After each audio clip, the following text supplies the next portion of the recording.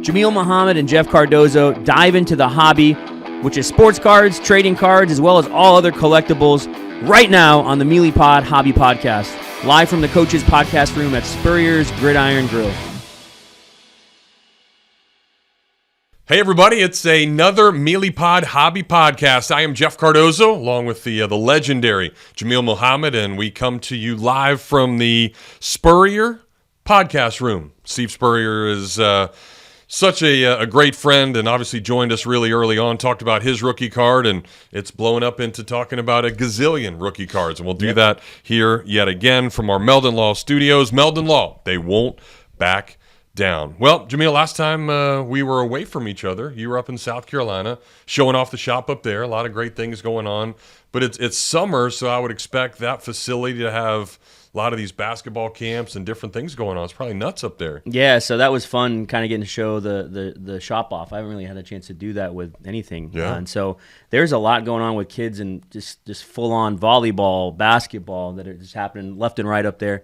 So a lot of activity. You have the soccer camps, the football camps, baseball batting cages. We have actually, and you'll love that if you ever get to come up there, there's actually batting cages internally to that facility as well. So when it gets cold up there, the coaches bring the guys in. And they have that like stat track or something like that they call it. It's like Wii Sports to me, but it's like they StatCast. StatCast, that's what it's called. And so that's cool watching the kids get excited. They hit it and then they look how far it goes and they put up their walls. So that's a lot of cool. I mean, the opportunity there has been fun. So South Carolina's going well. Well, and we've talked a lot about just over the last couple of podcasts about injuries and things that happen and how cards are at one point are really good and then all of a sudden guy gets hurt, they're down.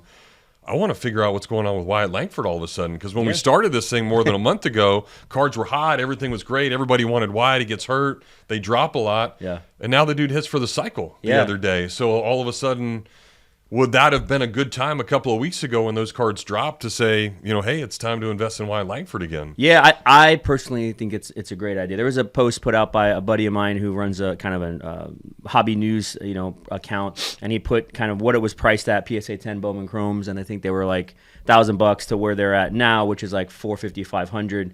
And you got to remember, this is the first rookie, I think, is what I heard, that has ever hit for the Cycle Grand Slam and Inside the Park home run in a season. Is that what the stat is? So uniqueness there, right? I mean, I think just hearing that stat in my mind makes me think of speed. Yeah. You know what I mean? I mean, so there's an element there and an intangible that I think people, when they invest in cards, this is a unique player for the Texas Rangers, who won the World Series, big franchise, big Texas, you know what I mean? So for me, I think it's a great buy right now for where his prices are. And they haven't matriculated up the way I thought they would. And I wonder if that's because people got burned so bad buying him prior season. And that's a lesson to learn in baseball cards. I think I'm seeing that more than ever. For you investors out there and people who really look to flip cards or just hold for long term, whatever it is, when you're buying baseball preseason, specifically that first month before the season, stuff is at an all-time high. Yeah. And for the players to garnish the values for the next 3, 4, 5, 6 months into the season, they have got to have MVP-type numbers, just bombing home runs. They got to be like Skeens throwing gas and, striking every other batter out kind of thing. Because it's just so hard to substantiate those values. And you always see just kind of that drop after. So I think Wyatt, it's a great time right now if you believe in him and you like him. And he's a good study for us as we started the show, right? Well, and I think the point you make, and it has nothing to do with the hobby or anything else, but maybe real life, which we try to tell you and help you out with that too, is I'm going to the Braves-Phillies game on Saturday up in Atlanta, so I'm excited about that. But every time I go to a major league game, you watch a ground ball hit the short, and a guy doesn't run hard down to first. So the shortstop just kind of lobs it over there. It's just the way it is in Major League Baseball. But you look at two of the hits that Wyatt had, the triple was a hustle triple, and then the double was a ball that basically got through the infield into the gap, and he turned there's probably 2% of major leaguers that would have turned that into a double. Yeah. But because of that hustle and because of what he did, it turned into a cycle, and now he gets to do something special that hardly anybody ever gets that opportunity to do. And it's fascinating that you say that, because I've been doing Gator baseball for a million years. It seems like the last time there was ever a cycle hit for Gator baseball, 1998. Wow. I was on that team, and so Wyatt didn't do it in the couple years that he played. All these great players that have come through there. That's how hard it is to hit for the cycle. and then not even 60 games into his major league career, the dude's already hitting for the cycle. Yeah. So he's got a chance to be special. Yeah, I mean that's the thing about cards, and I love is it Luis Gil on the Yankees, the pitcher right now. Yeah. His Bowman Chrome cards were in deal boxes for $2. You Yeah. know, and he maybe won Rookie of the Year for the AL, right? So I mean, when we talk about baseball cards, that's the nice thing about it is I think that always the guys that come out of nowhere, those cards have the most kind of upside. Whereas someone like Wyatt was highly tied, a lot of hype. He didn't meet those expectations, but now we're starting to see he's healthy, he's playing well. So. Yeah, it's interesting to see. I'm excited, man. A lot of things going on in sports. Well, and so I wonder now when you sort of relate to that. We know Wyatt's going to be a Texas Ranger for a really long time, but what happens in professional sports is free agency. We're going through that right now in the NBA. And I remember talking to you several years ago when LeBron went to the Lakers. Yeah. It was the appeal, can I get that first time he's in a Laker uniform? Yeah. And is it the first time that Shohei's in a Dodger uniform? Do those cards mean anything? Because I ask that now, all of a sudden you're seeing Clay go to Dallas, or Tatum signed this huge deal, so he's not changing. But is there something cool or sexy in the world about getting that first card when somebody else is in a new uniform? Yeah, so yes, there is. There's people want it. Otani, we saw that with Dodger cards this year out of Heritage and Topps Chrome Black, which the card sold for a ton. And then they just start to dwindle down. Sure. I think it's more about having it in the moment with those kind of cards. Most seasoned card people will say, I can just wait off. I can look at the eBay image for a while, and then I'll get one in my collection for half the price halfway down the season. And that's just kind of how it is because they start to have more and more and more cards in Dodgers uniforms. Otani's going to be there a while. We know that. And he's going to have a lot of Dodgers cards. So for Otani, I think it's one of those markers where do I just want it for my collection? You know what I mean? To have his first Dodger cards, just to say I had it when it first came out. But with free agency, you bring up some good points. I think about Clay, and I think about someone like Paul George now going to the 76ers in a weak East. Clay being set up with Kyrie and Luka and that team now, right? So it's this balance of power shifts in the West, and then you saw OKC picked up a huge defender in Alex Caruso, as well as Hartenstein from the Knicks, so they have a big man. So you see these shifts, and then people start to buy those cards, right? So now Caruso cards, those are kind of guys prospect-wise that they'll reach out for, they'll look to buy. On top of that, you have people now saying, ooh, 76ers, Maxey, Jared McCann, the TikTok star that everybody keeps talking about. And now he's united with Embiid and Paul George. What's going to happen there? Is that going to be an East team that's going to win? And so you start to see people buying cards again. A little bit more trust in the stock is the way I kind of look at that. But it's going to be exciting. I think East, I love the New York Philadelphia series. So the Knicks have been strong. You got the 76ers, so we'll see how that pans out. And, of course, none of them like Boston. So so it'll be a lot of fun to watch. Well, I guess the biggest craze is, are we going to see a Hawk Tua card? Gosh, they have Kaboom cards of her, and they have I've seen all sorts of things. It's just a wild how someone can rise to stardom. But I saw a Kaboom card. We'll impose it on the screen for you guys. I think as we move forward and we think about the hobby, there is always things that are happening in the sports world. But then you're starting to see a couple little things that have come out just this past week that I'd love to share. Is from a marketplace standpoint, Walmart made a splash. They said that they're going to be pushing a collectibles market on their Walmart marketplace, which is very interesting to see. The guy who was one of the guys who was heading that project up was formerly at eBay. So that's going to be very interesting to see what Walmart does because there's a lot of power there, right? I mean, think about Walmart in general, the retail box, big box stores, and the online element. How's that going to impact cards? How's that going to impact wax? Is that going to open up a new door to more people buying? We'll see. Secondarily, PSA came out with an announcement, a couple announcements this past week or so.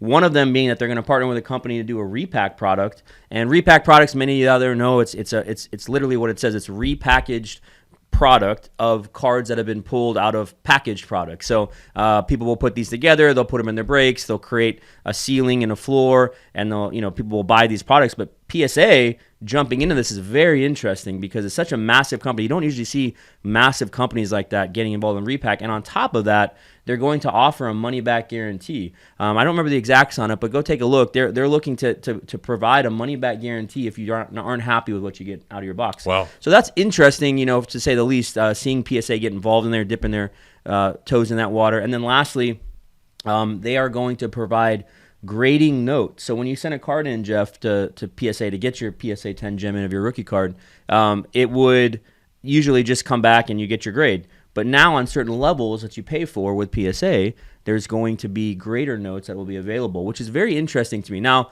the one thing that's also very interesting is you're not allowed to share those notes, but it's something that's it's a private thing between PSA and the collector, the consumer. But it'll be very interesting to see some of these notes, how they're deeming that and what the graders are saying and the consistency in that, which I think is actually could open up a whole can of worms. So a lot of things in the hobby, as always. National is right around the corner. Yeah. Coming up soon. And we're looking for that in Cleveland. We'll talk maybe a little bit more about that today, but just a lot going on. Yeah, a lot, and a lot of really cool things happening, of course, with Waxstat, and that is where we will go next. Our guest is Alan Teruel of Waxstat.com, so we'll have a fun conversation. I will be able to learn some things, and hopefully that means you as well. Be right back here on the Meelypod Hobby Podcast with Jeff and Jameel. Albert, Alberta, I understand you were witnesses to a crash. Can you tell us about the accident?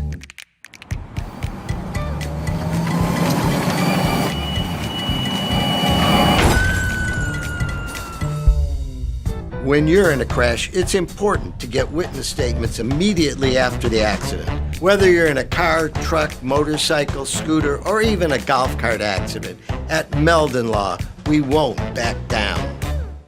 This is Jameel, owner of the Meelypop shop, Gainesville's home for collectibles of all sorts, including every single type of sports cards, whether it be Panini, Topps, Leaf, Upper Deck. We have it. Come on in, get yourself a box, a pack, get yourself some supplies, get into our breaks, get your Pokemon, get your Yu-Gi-Oh! All the other different kinds of TCG products that we carry and shop are always fully in stock. You can find our stuff on our website as well, Meelypops.com. That's another way you can interact with the store, or you can just come into the shop. We're located off 39th Avenue by I-75 behind Walgreens and Sonny's. Stop on by. We're open every Wednesday, Thursday, Friday, Saturday, and Sunday. And you can check us out on our social media platforms, Instagram, TikTok, whatnot, Facebook, Twitter, and YouTube. We'd love to see you. Come on out to the shop, have some fun, be a part of the card community here in Gainesville, and always go Gators. All right, we welcome you back. Jeff and Jameel broadcasting from Coach's podcast room here at Spurrier's Gridiron Grill in Celebration Point. It is episode 5. It's our Brooks Robinson episode. Ooh, Brooks. I'd say that'd be a good. A couple other fives out he there. signed a lot back in the day, I heard. But yeah, he's got a lot of baseball. Somebody bought a Brooks Robinson at our Mealy Madness mega sale Saturday night. So, okay. Yeah, he's got a lot out there. He's got a pretty signature. He does. Just a big signature. Very Shout out to good. JSA last week. Yeah. Well, speaking of pretty, we've got another great guest for you coming in. We certainly have told you about Waxstat and the easiest way to get real-time price comps of wax boxes, sealed products from your mobile phone or laptop. So, Jameel, let's do the honors. Yeah, so I've gotten to know our next guest probably over the last year. He's kind of a industry guy, just like last week with Jimmy Spence from JSA. You have another guy now in the wax world that a lot of people, as I'm at card shows and I'm at places, I'm telling people, hey, Waxstat, check this out. And they're like, what is that? And I get an opportunity to show them. There's a new app out. So we have Alan Teruel here today, otherwise known as Al, and I think we're going to bring him on here on the screen. But Al, if you're there, can you hear me? Yes, I can. How you doing, Jameel? How you doing, Jeff? Awesome. Doing well, man. Doing well. It's good to see you. You got the neon above you, the green. It's looking great over there in West Coast. Yeah. Thank you so much for having me on your show. I'm really, really excited to be here, talk about Waxstat, talk about wax, talk about cards, talk about everything else in between. Well, we're honored, man. We have awesome people on every week, and you're going to be added to that list, episode 5. So, but I wanted to, before we get into the nitty gritty and the numbers and the tools, who is Alan Teruel, and tell us a little bit about what got you into the hobby, because I think that is really the driving force behind what we do. as a card shop owner, as an industry guy in tech. Tell the people. Yeah, thank you so much. So, I was born, I grew up in the 80s, and my parents handed me 2 things when I grew up. They handed me a computer, not a laptop, but they handed me a box of 1986 Topps baseball wax. And ever since the mid 80s, I've been attached to the 2 ever since. I grew up in the San Francisco Bay Area, so I'm a big San Francisco Giants fan, 49ers fan. And with that said, I grew up in Silicon Valley, the center of the technological universe. I was just always been this coder. Took my computer, I would create little tiny apps, I guess you can call them back then. Additionally, when I wasn't playing around with my computer, my parents were driving me around the San Francisco Bay Area trying to complete that 1986 Topps baseball wax set. Let's go. And just my mom was probably more of the instigator than my dad. My dad was a big sports fan, and my mom was the one that helped me collect all this stuff. So I've been very, very blessed to have actually been put on the right path since very, very early on. It's crazy that he says that, Jameel, because I remember that set like it was yesterday. That was Yeah. like when I first started I was, let's see, in 86, I would have been 8 years old. And those were the year with like the team was really big at the very top. And so I remember that. And, I got out of it a little bit, Alan, for quite a while. So Jameel's getting me back into it. I'm trying to learn some of this stuff. So, as I go to rip a box and I get excited and doing all these things, like how does your tool now benefit? Like what's the appeal of what Waxstat is going to do? Yeah, so going a little further onto my story, I grew up in the Bay Area. I went to school out there. I did the whole startup thing. I tried to understand, how do apps and how do websites and how all that stuff works. And being what you call a hacker, a computer programmer, in the last few years, I was fascinated how our industry, how the hobby, how this collectibles industry was very lacking in technology. And so with that said, I started throwing up a bunch of different ideas onto my computer screen. And over, a course of, call it pivots or just talking with users and series of iterations, I came up with what today's version of Waxstat is. And at the time, the problem was, especially for card breakers who I was very familiar with, they just wanted to understand what is the current market price? Where can I buy product? Where can I source product? And they say, I have to do X, Y, and Z and multiply that by so many things. It was such a complicated, convoluted process to just buy a box of wax because it was pretty much the wild, wild west in terms of availability and price. So I ended up creating a website, waxstat.com, and it answers basically 3 questions. What's coming out? What's the market price for it? And where can I buy it? And just by answering those 3 simple questions, I have thousands of users that come to me every day just trying to answer those 3 questions for whatever their actual use case is. And they go to the website and they can answer what's coming out, how much is it, and where can I buy it? Those are like vital things, when it comes to Sure. to wax, because we're such a niche world of cards, right? And so this tool allows people to find that. I mean, you'll see, not a shameless plug, but maybe a shameless plug, but you'll see Meelypops on Waxstat. You'll see where we rank when it comes to pricing of wax across the board with other major retailers, wholesalers, as well as other shops. But it's great because I think regionally, a lot of people can use the tool as well to say, all right, what's the closest shop to me? What's the closest ship time to me if I buy from their website? And I think there's a world that's been open to this that like for someone like you, as you're looking for a box and maybe you don't have a local card shop, how do I navigate that world? So thanks for creating this tool. I think it's been great for the industry people. A lot of people know the pricing structure from the B2B, the wholesale has been this place called DealerNet. And I think what Waxstat has done is it's created this element where it's allowed not only the industry B2B wholesale people to use it, but also, the person, the collector to use it. So you have kind of the shared medium. And now it's starting to get into the vernacular of people when it comes to market, standards, pricing standards, rises and growths. And a big thing with your logo there, stat, you have the metrics of it, the analytics of it, and the numbers of it. And that's something that I think has become much more important in 2024. But so Alan, I was thinking about your name, Waxstat, just there. The word wax sometimes throws people off still to this day. It's for users at home. Wax is just a term to use for unopened product. It packs, boxes, however you want to look at it, cases, for on Waxstat, when you're on there, you're going to find case prices, you're going to find box prices. I think, Alan, do you have pack prices too, or not yet?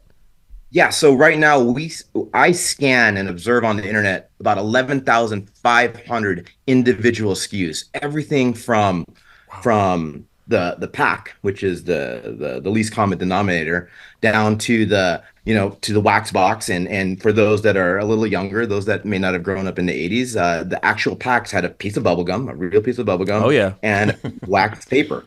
And that's what they would wrap it around. It was called a wax box. And it's come into our vernacular that whenever somebody says wax or I want to rip wax, that basically says I want to open up a box of sealed product. But getting back to your question is, yes, I do packs, fat packs, blaster boxes, retail products, mega boxes, all the way to hobby boxes, cases, the whole 9 yards, whatever's out there. And the one thing that the traditional collector, the everyday collector may not realize is that there's a lot of new products coming out every single week.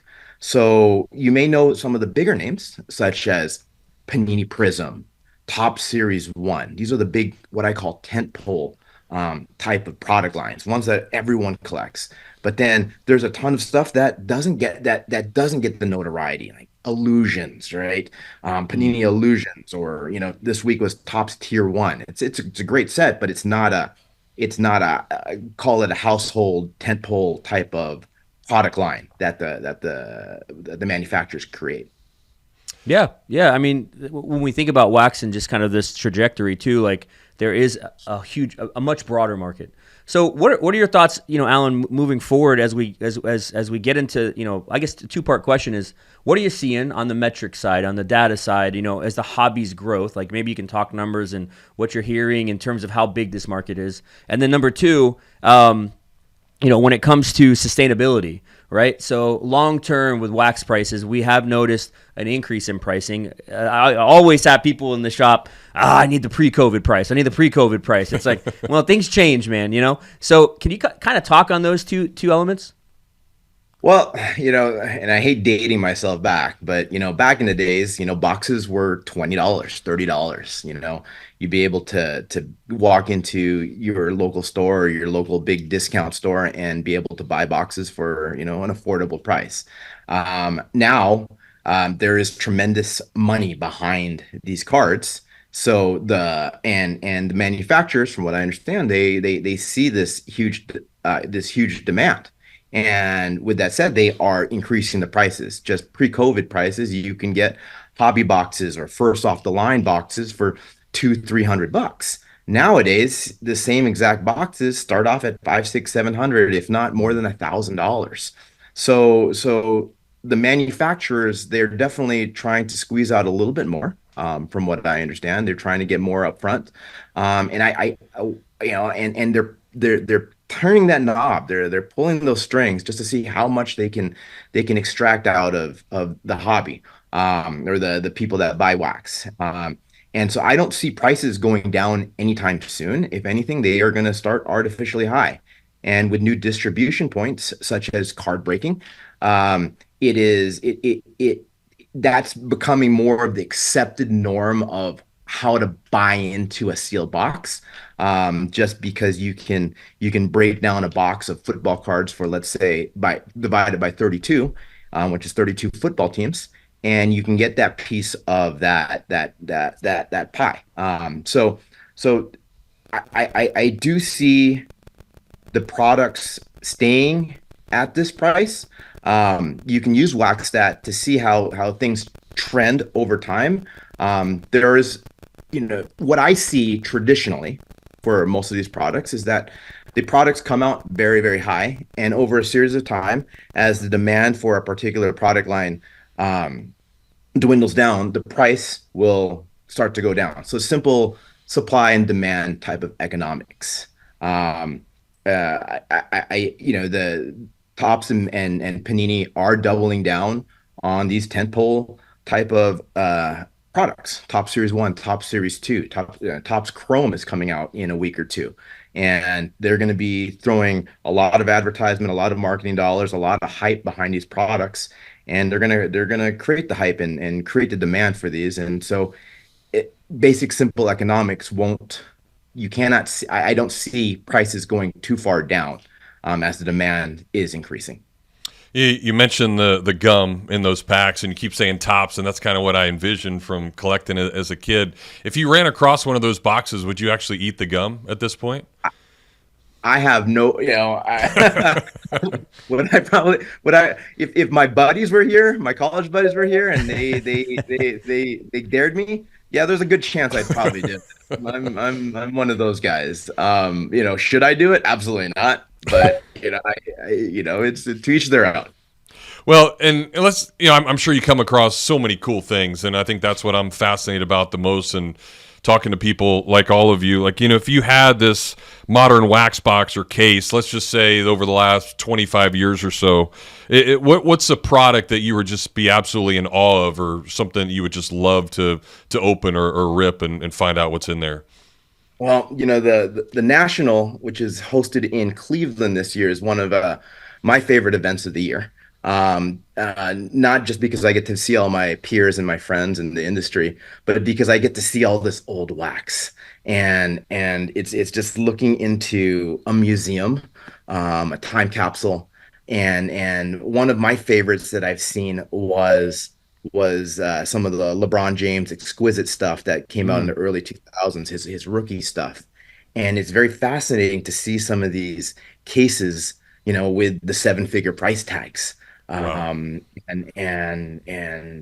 It's just, you have that chance to get some of those LeBrons that have never surfaced. And if I had unlimited money, I would love to have a case. I'll put up another shelf on this wall just for that. But it would be nice to be able to go back into time and grab some of that. But it's not necessarily the most expensive stuff that I'm fascinated about. I love going into card shops and just seeing their wall of wax, of just different types of boxes and the designs. It's just so nostalgic to be able to see some of these, like, 1980. We were just talking about 1986 Topps wax. I wasn't a Dodgers fan, but one of the guys on the box was Pedro Guerrero. And it's just seeing his card on there, or a Pete Rose that, on this old box that says manager -1B, right? I don't think we'll ever see that again, in our life. I hope we do. But with that said, it's just cool just seeing these boxes and being able to just turn back the clock and see these. And some are hits. So y'all see Aaron Judge on some of these, on some of his rookie boxes.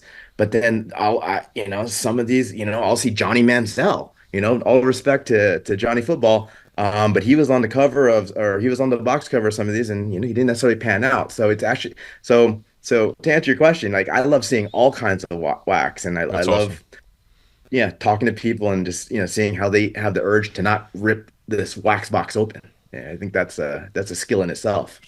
It makes me think of 2018-19 Prism box. It's got Luka, because it's rookie year. So you got Luka on the front, and you think maybe they have Trey on the front as well, Prism, but it's Kevin Knox. Oh, and wow. So everybody always talks, and you have the FOTL boxes that are 4,000 or 5,000, and you're looking at Luka and Kevin Knox, So it's just this funny dichotomy there with wax and who gets on the covers. I might have to reach out to a good buddy, Shine 150, and see if he has a couple 0304 exquisite cases for you, Alan, and maybe you guys can get together and rip those. We can put a payment plan there. Yeah. And, get a second mortgage out. We'll figure something out. Couple houses, yeah, for sure. Let's a couple more is right.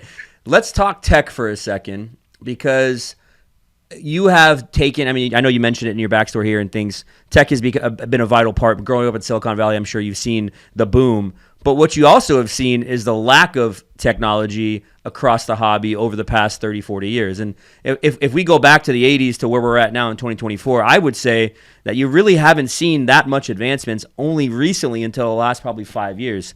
It's been antiquated in a lot of ways. The hobby has kind of been stuck in a lot of ways, i.e. Beckett price guide, right? How long did it take people, and there are still people to this day who won't look at eBay comps, or they won't look at 130 point or card ladder or whatever. And so they're still stuck in that. So I get it. I understand it. Teaching old dog new tricks can be kind of hard sometimes with tech, and I guess there's also a learning curve. I think about people like my father, who was never really big in iPhones, and then he slowly got into iPhones, and now he has an Instagram account where he posts pictures. Now, they're not always cropped right, and they don't always look the best, but he's got a card account for Instagram, and you're starting to see this. So I'd love to hear your thoughts from a real true techie on what maybe the future of the hobby, what we're starting to see with integrating tech into what we do day in and day out.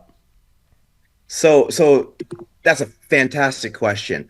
I am absolutely uber excited right now because never have I seen the hobby in such a great technical position, right?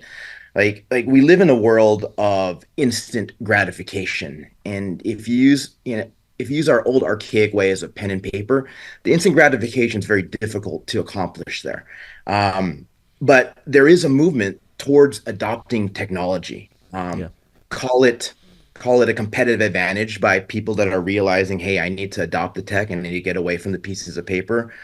Call it the new individual or the younger generation that's coming out. That is, the YouTubers, the influencers are coming out. So they're using technology to bring eyeballs to the world we are. I am absolutely excited to be able to have this instant gratification, to be able to open up an app like Card Ladder, 130 point, Card Hedge, to be center stage, to be able to scan a card and be able to get instant comps without having to open up the wax box, or I'm sorry, the Beckett guide. And then once you establish a comp, then you can go in and you can hit one button, you can sell it, right? Sell it to anybody on this planet, right? That is just, the beginnings of the technology revolution in our industry are starting to show up. And I'm extremely excited that these new technologies are coming, right? Wax, it's so odd that people weren't comping wax boxes, like they are today using Waxstat. They would go on to a website of another vendor or another retailer and depend on their pricing to determine what they should sell their wax box prices. Now we have Waxstat, an independent, a third party pricing comp tool to give them the instant gratification of price comps, to be able to comp all their sealed products. Every week I get people reaching out to me that are entrepreneurs, that are technologists, that are sharing their ideas with me, telling me, hey, it would be cool if we can partner up to do this or to do that. So I'm very, very bullish on the innovation that's coming out, and I'm very, very bullish on our industry, the shops, the manufacturers, the distributors, the breakers, right, adopting this technology so that, one, we can my value propositions that I've always been a fan of, using technology to save money, and save time, or in the other in inverse, make more money. So there is a lot of technology coming out in our industry, and I'm very, very excited to be, call it, on the forefront of this new revolution, and seeing how it will change the industry to save us time and make more money. I'll never forget getting that Bo Jackson Beckett with the football pads and the bat behind it. Yeah. That's a classic one. It's a classic. The nostalgia that you were talking about, Alan, that's what it's all about. And I know the website's rocking. It's awesome to look on there, and you're talking about apps and all this technology. There's a new app for you guys as well. So is that free? Like, how do we get on there and check that out? So the best part about Waxstat is absolutely free. The website is available at waxstat.com, WAXSTAT. You can see 11,500 different product SKUs in real time from over 25 different retailers, including Meelypops. 2 months ago, March, 3 months ago now, I launched a mobile app, a dedicated mobile app on the iOS, which is the iPhone store, and the Google Play Store. So whether you have an iPhone or you have a Google Play or Google phone, you can go into your respective app stores and search for Waxstat, and you can download it. And you can, the best part about it, it's free, as I said, but you can take the app, you can take a box, and like one that's on my back wall here, find a UPC, scan it, and get instant comps immediately, and find out if you're paying the right price for your sealed product. It's really cool. Yeah, something that comes to mind too, Alan, I think about for people watching this, when you've brought up flippers before and people go to retail arbitrage, I mean, it's a great, it's probably the way to then go into a Walmart or Target or wherever they're selling sports cards these days, scan the UPC and actually see what this stuff is actually selling for. Because if you can buy it at a cheaper rate, and maybe there's an opportunity there to make 20% where you sell it on eBay or sell it to your local card shop or whatever it may be. So there's a world there that the app I think hasn't even really touched yet, and I think we're going to see more and more the young guns at the card shows, the guys with the Instagram cases coming around with their Waxstat at now. So we're going to have all those guys looking to flip wax. I wanted to ask you some wax. We don't got a few minutes here. Some wax specific questions, specifically in the market that we're seeing more, and that I see from a shop. So if you would entertain me on these and give me just your thoughts, moving forward. So the first thing I want to ask you, Alan, because you're the wax man. Panini's NBA and NFL wax boxes and cases in the next 5 to 10 years. And as we know, the reason why I'm asking that question is Panini loses their license for the NBA and for the NFL very soon. What are your thoughts on that? Well, can you repeat the question exactly here? Yeah, so I just want to know your thoughts on the future, whether it be an investment side, what do you think will happen to Panini wax, right? From the last what have they been around since 08, 09 with NBA and NFL to 2024? That era of wax moving forward in the next 5 to 10 years, because we're not going to have Panini wax for the NFL and for the NBA. So it's an interesting question. One, I can't foresee everything. I will never give investment advice. I always tell people, collect what you enjoy, what you wanted, what you like to have in your PC, what you like to have on your shelf or on your wall. But with your question in mind, a lot of these licenses, or all these licenses, are going to be going over to Fanatics. So we're going to start losing some of these product. If there's any one downfalls, we're losing these products like Panini Prism, Panini, National Treasures, Immaculate, Optic, right? And it's unfortunate that we're gonna lose some of those products, just the way that when these products went from Topps to Panini, we lost Topps Chrome, right? And so that's probably the first big bummer. I don't see Panini necessarily going away. They're going to get individual licenses. I see them going out, after athletes. Caitlin Clark, I believe, is a Panini athlete. And they have a history of doing deals directly with the Players Association, such as baseball. So you're going to see, I don't see Panini necessarily going away. They will resurrect their Prism line on maybe a non-licensed path. But as a collector investor, if if you do enjoy, the Panini and certain product lines, especially of a specific rookie year of recent history, maybe you want to stock up and bite the bullet and pay that $1,000 price for a Panini hobby box now, and at least you'll have those stacks of boxes on your wall in a few years when the licenses transfer over to Topps and Fanatics. Yeah, I mean, we'll see. It's going to be an interesting kind of dilemma for people that are so loyal to brands, National Treasures, Panini Prism, Contenders, Optic, all these things, Select. Whereas if they're not going to be here in those forms, will people matriculate back and go and rip these products? So something to think about for people who, as you're speculating, you think about wax, it's a massive market. We're not talking millions here. We're talking billions and billions of dollars in this market. It's huge. So great answer. Again, another question for you. And this a little bit has to do with market manipulation, and we see with wax as well. So eBay comps, okay? I see this a lot in people bringing eBay comps to me on wax boxes, whereas sometimes that stuff can be all over the place. So I'll leave it open-ended, but you're a data guy, so what are your thoughts on when you see eBay comps comparatively to, let's just say the market or to the big box retailers? I was just actually looking at a specific box. I think must have been Pokemon yesterday, a booster box of Pokemon, and the eBay prices was just slightly less than what the market average is. I did more computer classes than economics classes, but I truly believe in an open market, supply and demand will dictate the price. Right now, market manipulation, is there market manipulation? Maybe not. Market manipulation only matters if a price is set and there's collusion and people are getting around it and forcing people to spend a certain price. But I do see people coming out, people meaning vendors, retailers coming out at certain prices, setting the market price, and hoping that others follow them to keep that market price artificially high. Given that we live in a small world, I see that happening I see that continuing to happen, especially with the tentpole type of products, the prisms, the optics, the national treasures, the immaculates.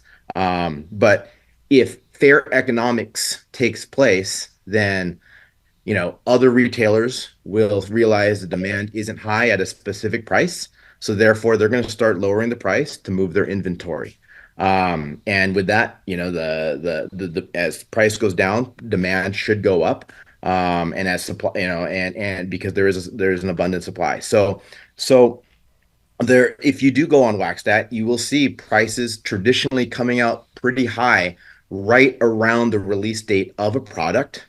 And as the release date of as we pass the release date of the product, and maybe as certain cards are hit, the one of one chases, the CJ Strouds, the one of ones there, they start, box prices start to go down, especially as other tentpole or other type of hot products come out into the market. So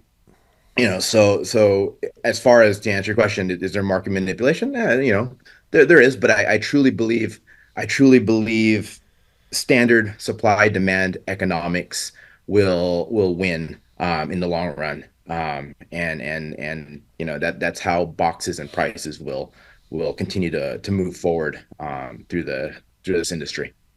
Well, you're a wealth of knowledge, man. I mean, you have just such a sound understanding of the market, and obviously that's why the tool works so well.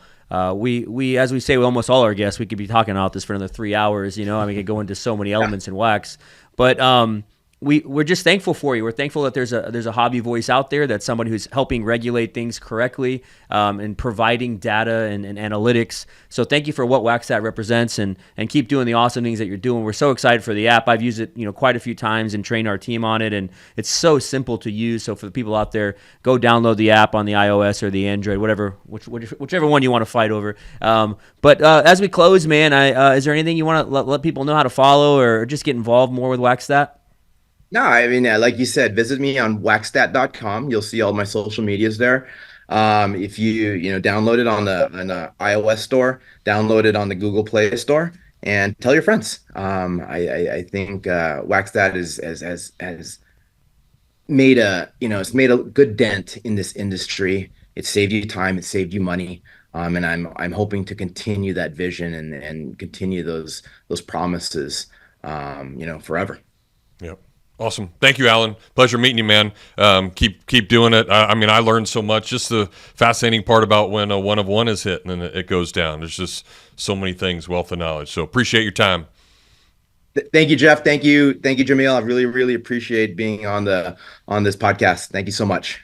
All right, man. Take care. All right. Alan Teruel. We'll take a break, come back, and give you some more here on the Meelypod Hobby Podcast. Things have certainly got a little out of hand lately when it comes to just buying our everyday necessities. Just look at gas, streaming services, and heck, even chicken wings. Well, there is one necessity that shouldn't cost a ton: taking care of yourself and helping fix all the aches and pains in life. And the fine folks at Titan MRI agree. With costs a fraction of what you'd pay at a hospital, you'll not only save money, you'll be taken care of by staff with over 20 years experience. So when you need an MRI, call Titan first, and you can go where your doctors send their families. Now offering CAT scans. We welcome you back to the Meelypod Hobby Podcast, broadcasting from Coach's Podcast Room here at Spurrier's Gridiron Grill in Celebration Point. Jeff and Jameel, again, appreciate Alan for coming on from Waxstat. Again, that's the easiest way to get real-time price comps on wax boxes, sealed products from your mobile phone or your laptop, which is what he kind of started on way back when. He must be a time traveler. He was mentioning his laptop in the 80s. Save money and time. Get the best deal on wax, again, by visiting waxstat.com. We've got some cool wax here, some new products that are coming out. But again, if you're liking all this, tell all your friends about it. 39 different platforms where you can find this podcast, all amongst all your favorite podcasts: Facebook, YouTube, Twitter Live, all that good jazz. And Jameel's even going with the non-bird logoed St. Louis hat today, all spelled out and looking good. It's on the other side. Oh, there it is. Yeah, you got the commemorative card on the back. Yeah, the St. Louis, the green hat. shout out to a friend Kong. He got me this hat. So nice. Yeah, I got to get you. I mean, you got beautiful hair, but I mean, we got to get you a hat. In the future, maybe. Just got to fix the face. Stay out of the sun, everybody. It's it'll get you. Those fair-headed redheads from back in the day. Well, Steve Spurrier wasn't a redhead, dark hair, and we'll have the opportunity to give those away. A lot of feedback from many of you out there, and a couple of them are going to win a Steve Spurrier autograph. I have the winners right here. So I did a random.org thing, and I couldn't portray that on the screen here, so I'll just tell you the winners. But we had a Facebook winner and a YouTube winner. Okay. You're going to get this, so I'll make a comment on Facebook, or I'll make a comment on YouTube under your comment, and I'll just say, hey, you won, let us know how to ship it to you. But the 2 Steve Spurrier on-card autographs from the Heisman 1991 set that he signed so graciously for us. Dun, dun, dun, dun. This is our YouTube winner. It's Flip Sports Cards. Flip Sports Cards, you are our YouTube winner, and then our Facebook winner is Paul Smith. So you guys all had some cool comments in the chat. We appreciate it. I'll get with you guys. So congrats on that. Pretty cool piece of memorabilia / card there. Yeah, that is really, really cool. And again, we'll have different giveaways and different fun things for everybody that tunes in. So make sure you watch at some point and have a lot of fun like we are doing. All right, let's go back into this some stuff. I know it's new products always come out. So before we talk about these, like you as a card shop owner, like, do you get 8 million of these and, I can come sneak one in before it goes out to the public? Or what's that process all about? Yeah, so it's interesting because we as card shop owners are expected to provide content, let people know when the cards are coming out, what's in the cards. We're also expected to have good prices. And then on top of that, have the product available. Yeah. And so one thing that I'm noticing more so in this day and age is that we are not getting product in a decent amount of time. And sometimes I'm getting product on the day of release. Really? Sometimes from our distributors, we're getting them the days after the release. And so it's a huge, conundrum for us as card shop owners because we want everybody to get them on the day that it comes out. It's what people are anticipating. It's what the manufacturers are telling people. So like this week we have like a Upper Deck Wolverine release that is coming out massive. The Deadpool movie with Wolverine's coming out. Yeah. All this, and we don't have those boxes in the shop yet. We get them tomorrow. Sometimes this happens with Panini products. Sometimes it happens with Topps products. We're not getting to the day of, and so. I bring that up because I think that some people don't know that when it comes to the shop side of it. Another thing, too, that you got to remember, too, is people will always utilize pricing metrics like, let's say they could get it direct from Topps at a pre-release price, but that sold out, plus that had tax, plus that had shipping. Whereas like a box like Tier 1 or USA, you're going to want to have those on release day from your shop because, for example, like USA's got kabooms in it. USA has specific autos. Tier 1 has bat knobs. It has specific cards of Ohtani and Soto in their new uniform. I mean, there's things that you're going to want to sell immediately. So, number one, it's not as easy as you think from a shop perspective. But two, buy from local card shops because if you can get them on the release day and not have to wait through the online, even if you're saving $10, $15, $20, trust me, it makes a lot more sense. So this week we got some cool releases. Topps Tier 1, you'd love this one a lot. It has potentials for bat knobs and bat barrel cards, which are super cool. They have some really unique on-card autographs. This year there's a new iteration to it. It's 2 autograph cards, 1 relic card, and then they started a base card set. So they never had base cards before. So there'll be some cool additional rookies and base cards that you can get out of Topps Tier 1. On top of that, I mentioned this last week in South Carolina, but when we were filming that episode, they still had not told us that the product had been pushed back. So this is another thing that we see too, is that product releases can get pushed back week, 2 week, 3 week, 4 weeks later, up until that week of release. So like that week, I didn't know that USA Stars and Stripes had been pushed back until this week. So this will be a cool one for you to rip open. There's autos and jerseys of USA players. I'm sure there's really cool players on the checklist. We've had Wyatt, years before. We've had Dylan Cruz, Paul Skeens. I mean, the names list go on and on and on. But it's just a kind of a cool way to collect USA baseball, and just love it. We also had a really cool release this past year, which was World Baseball Classic, and they had players and patch autos from all the different teams. So Topps has done a really good job with baseball. Panini has the USA license, so they do a pretty good job, from the prospect side. So those are coming out. I mentioned the Wolverine set is a big release. I think that's going to be super cool for the comic collectors. They have not made a Wolverine-specific release that I know of. The X-Men and Avengers and things like that, but Fleer Ultra Wolverine is coming out. And then I think it also got pushed back was English Premier League Select Soccer this week. So got a lot of little things going on in there. We got lots of releases coming out in July, Jeff. Topps Chrome Baseball, which I know you're going to love. Topps Chrome Olympic. It's an Olympic set. Really? So Caleb Dressel has cards in it. Katie Ledecky has cards in it. That's Katie Ledecky's first cards.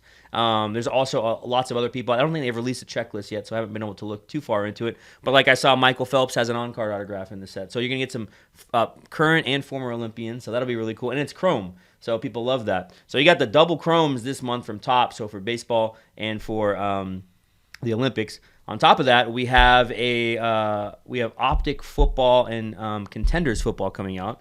This is the first time I've seen this ever, but Optic football, it was a release date of sometime in early June, but the retail product, so the blasters and the things that you could buy on Walmart shelves, had come out a month prior. No way. And then Panini, the sort facility, the printing facility, got damaged by a tornado or some big storms they had.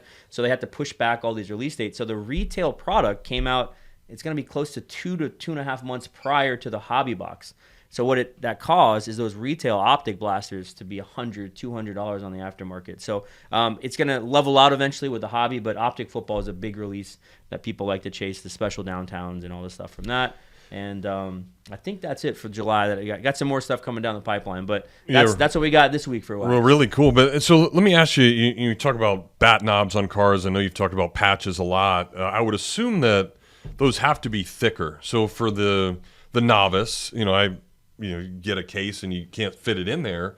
What are some of the things that collectors out there can do if they end up buying one of these and all of a sudden you get a bat knob? Like, is it a bigger case you have to then buy to protect it? Yeah, because you got the points, right? So 35 points, 60 points, 75, 100, 130, 180. Bat knobs are going to be 260 or 360 or even bigger. So you have to get some of those really thick fat magnetics to put them in, or you have to get kind of these acrylic little boxes.